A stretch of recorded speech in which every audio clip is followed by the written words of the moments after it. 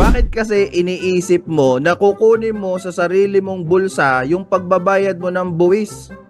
Na in the first place, ang bubuwisan is yung benta mo. Ngayon, kung wala kang benta, wala kang mabayaran. Ba't ka namumroblema? Di ba? So para magkaroon ka ng pambayad, kung ayaw mo mamoblema magbayad ng buwis, di wag kang magbenta. Ganun na kasimple. Pinapagulo mo pa yung ano, yung ano mo, yung isip mo, 'di ba?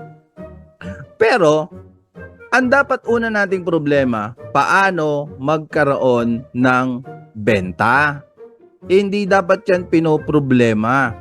Kasi pag may benta ka, lahat masusolusyonan. Tama? O sige, kung may nagdi-disagree, okay lang, walang problema. Do you agree? Kapag may benta, lahat ng bagay masusolusyonan.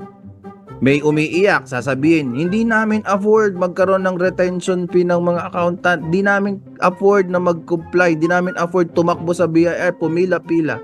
Now, kapag may benta ka na, lahat yan masosolve.